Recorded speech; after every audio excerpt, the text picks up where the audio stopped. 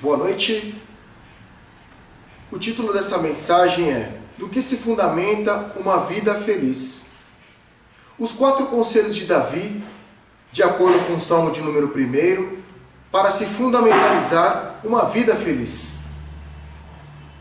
O que podemos fazer ou aprender com este Salmo de Davi acerca dos conselhos para se fundamentar uma vida feliz? Há 4 conselhos principais descritos dentro do Salmo 1, que pode-se aprender através da experiência do homem segundo o coração de Deus. Eu queria te convidar para você abrir sua Bíblia no Salmo de número 1. Nós leremos o versículo 1 e o 2, que diz assim: Como é feliz aquele que não segue o conselho dos ímpios, não imita a conduta dos pecadores, nem se assenta na roda dos escarnecedores. Ao contrário, a sua satisfação está na lei do Senhor, e nela medita de dia e de noite. O primeiro conselho que Davi nos dá é de nós não devemos ouvir o conselho dos ímpios.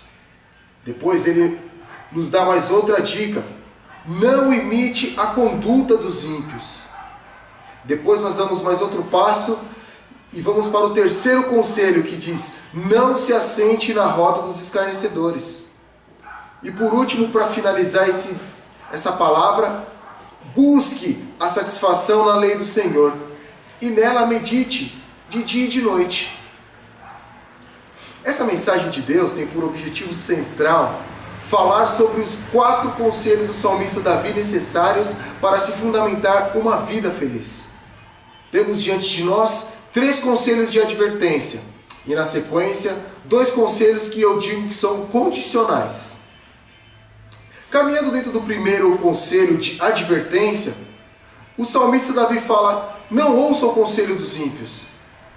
O grande segredo das felicidades do homem, esse é o significado da palavra bem-aventurado, está em não ouvir os conselhos ou as sugestões do ímpio. Mas na verdade nós estamos falando, mas o que vem a ser o ímpio? O ímpio é uma pessoa desumana, desnaturada, insensível. É aquela pessoa que não tem piedade, que age com crueldade, não tem temor nenhum de Deus. É um indivíduo ímpio, é uma pessoa indiferente e que pratica todo tipo de barbáries. Este é o ímpio que a Bíblia está falando através do Salmo 1. Mas em contrapartida, no Provérbios de número 18, versículo 24, Salomão diz assim, que o homem que tem muito amigo deve mostrar-se amigável.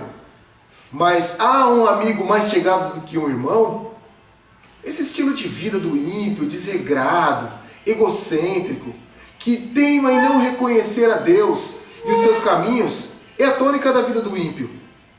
Nós temos que buscar a amizade verdadeira e os sábios conselhos dos amigos mais chegados que o irmão.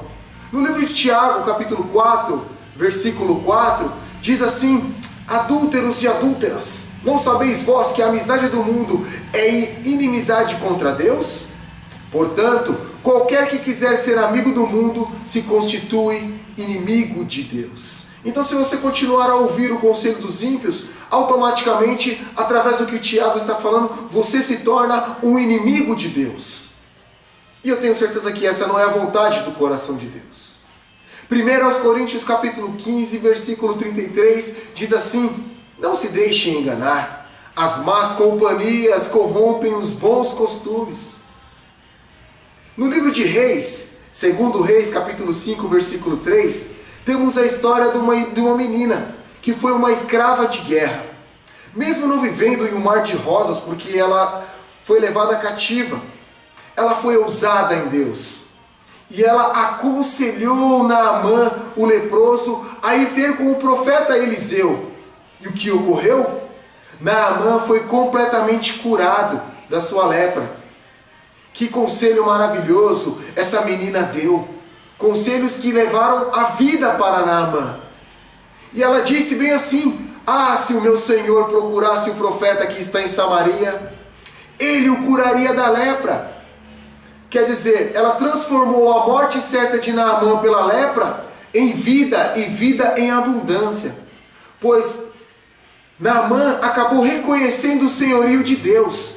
Tanto que no versículo 15, quando ele voltou depois da cura perante Eliseu, ele falou: agora sei que não há Deus e nenhum outro senão em Israel.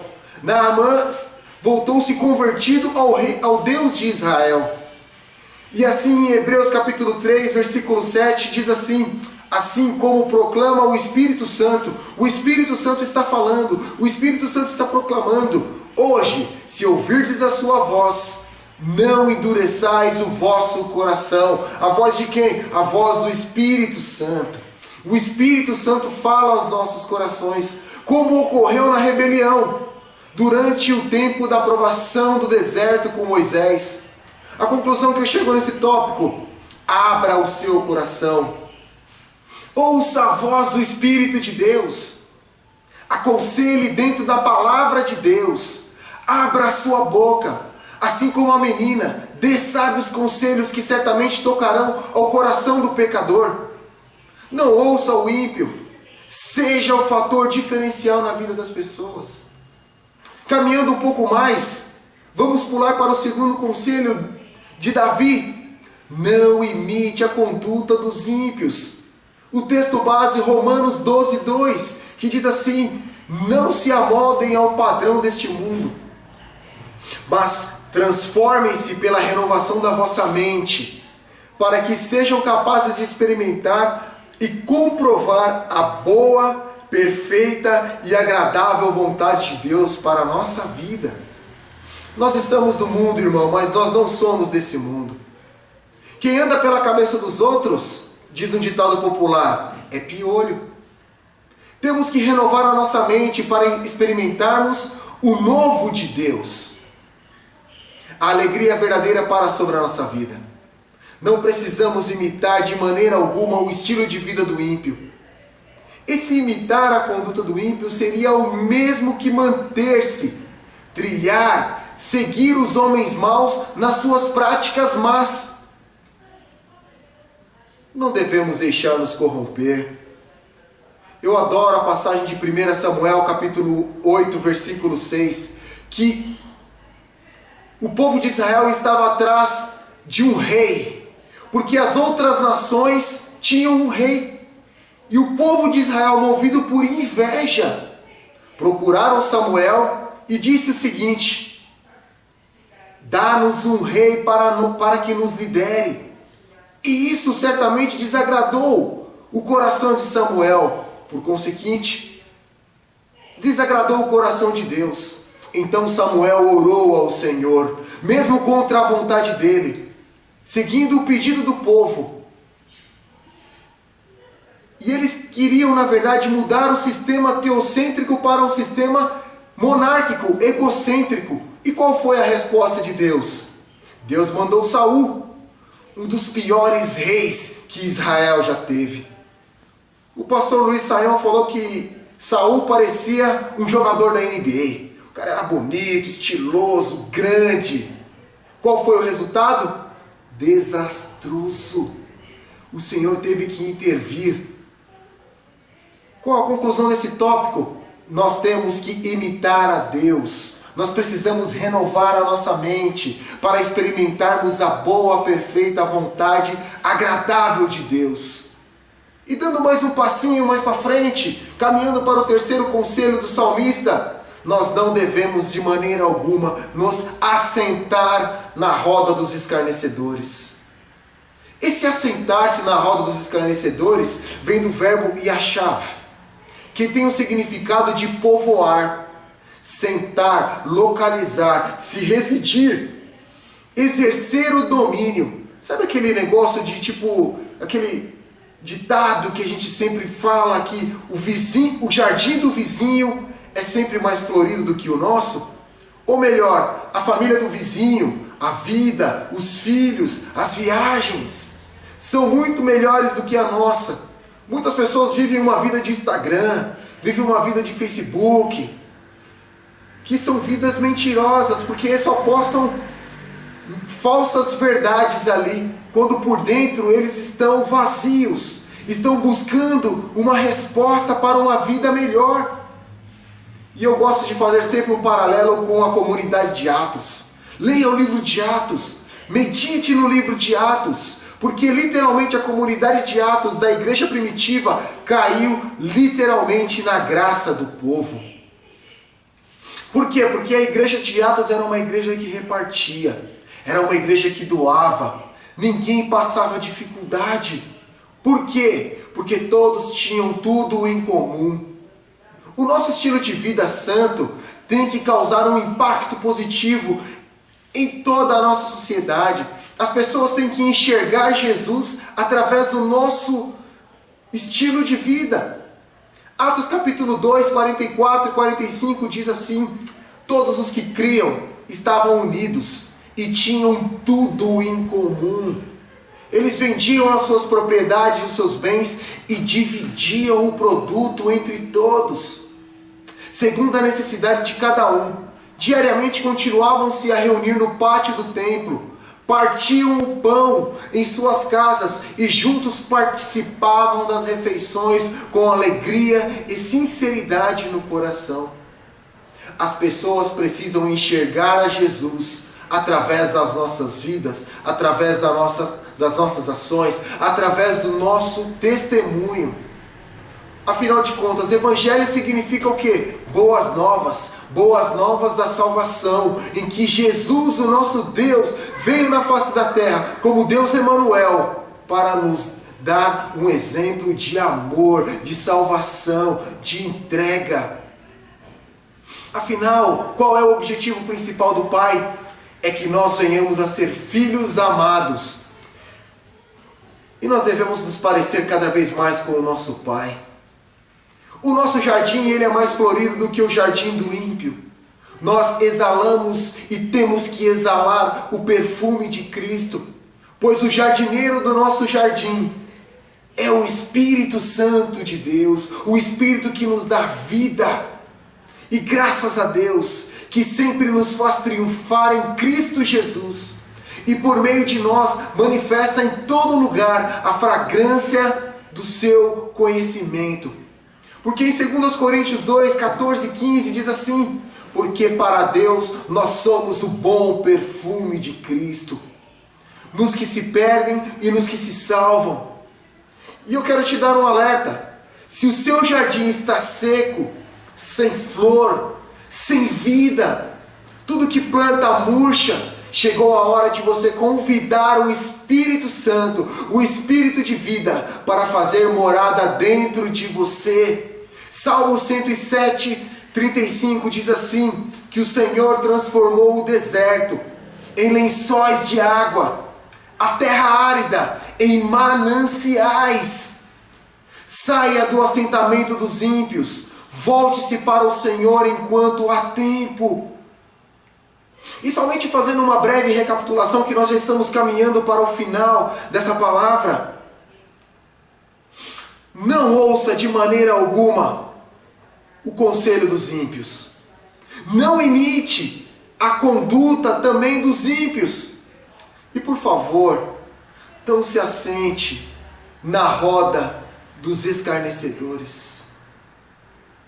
E agora, caminhando para o nosso último conselho, o último conselho do salmista Davi, que é o mais interessante, na minha opinião, de todos, porque nós temos dois conselhos em um, que é buscarmos a satisfação na lei do Eterno e na meditação da palavra do Senhor sempre.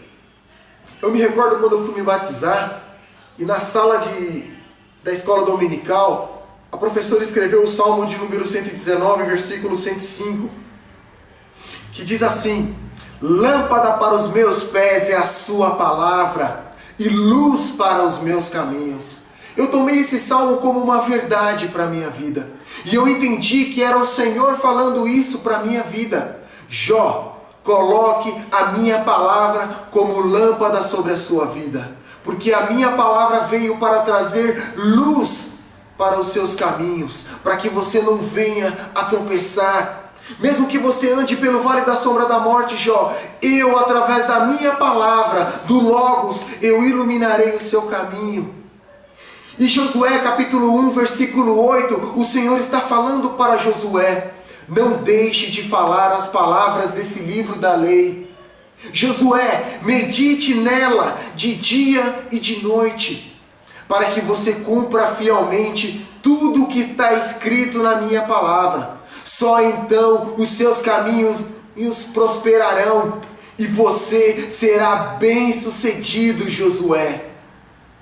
O nosso verdadeiro prazer, a nossa verdadeira alegria tem que estar na meditação constante, diária da palavra de Deus, nos ensinamentos, no ruminar a leitura, até que ela venha, entre no nosso coração, saia do nosso cérebro, entre no nosso coração e faça o efeito necessário.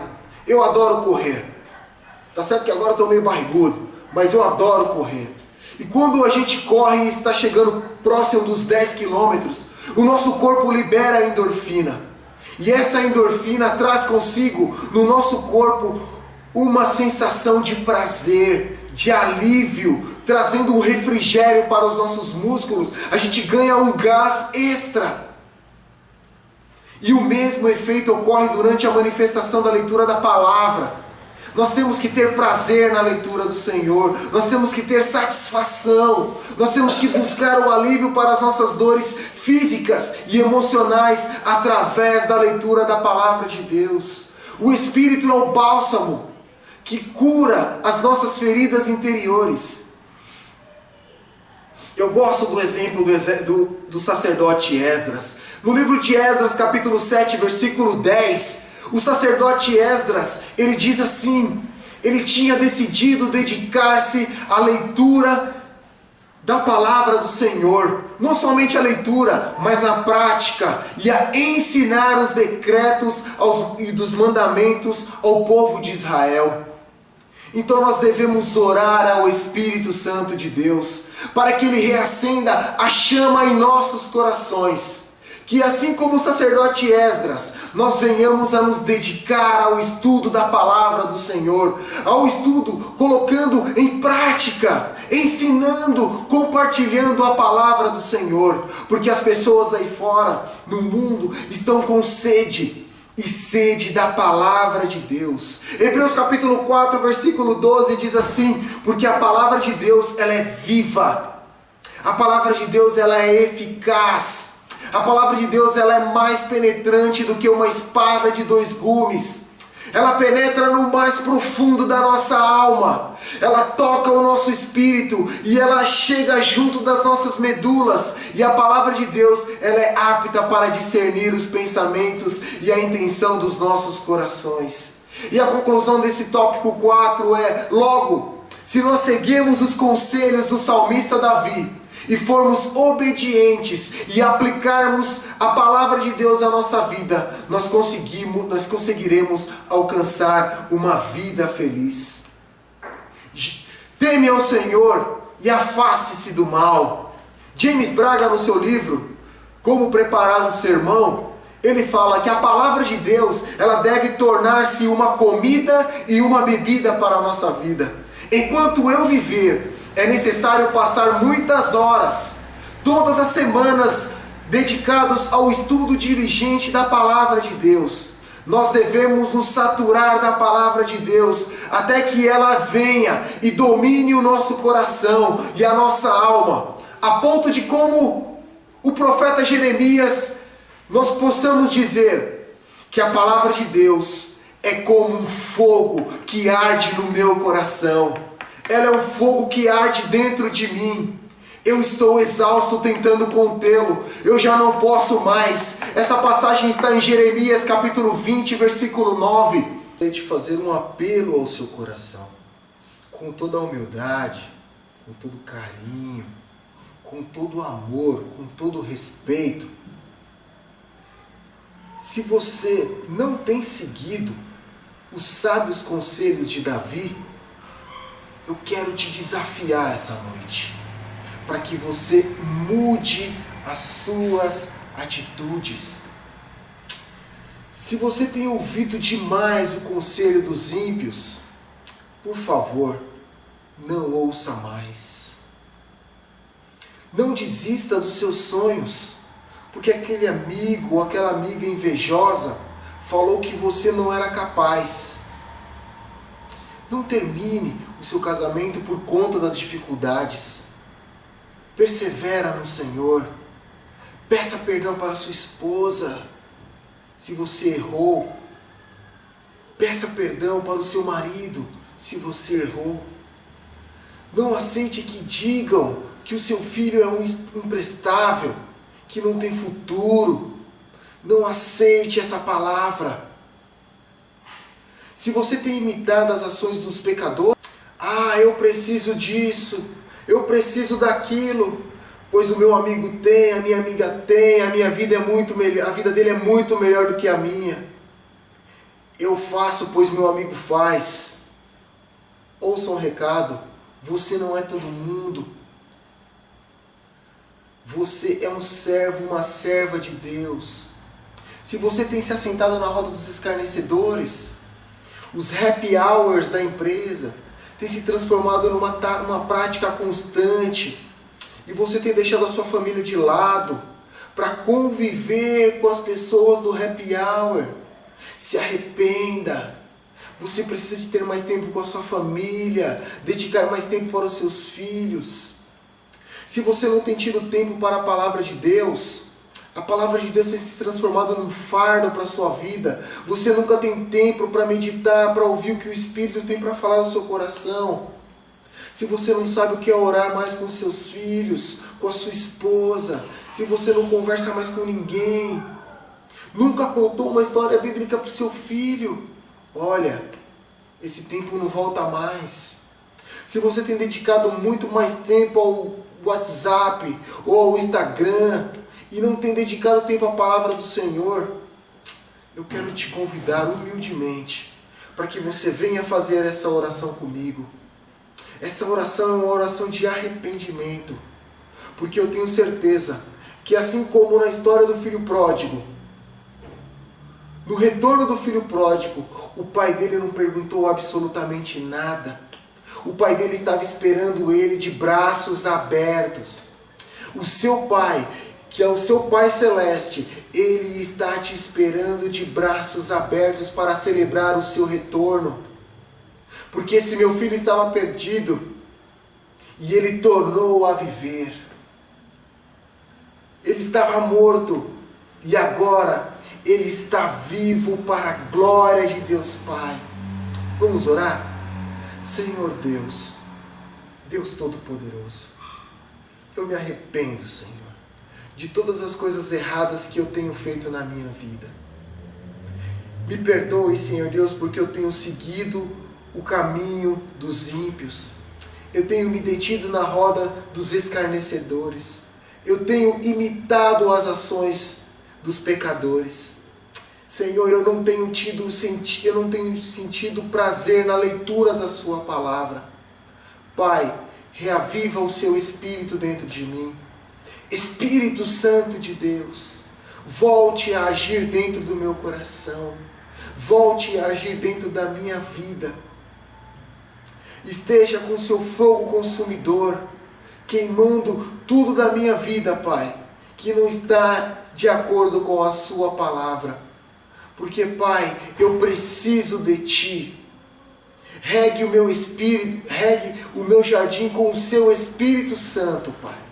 E traga a vida, a minha vida novamente. Em nome de Jesus, Pai, eu me arrependo. Amém e amém.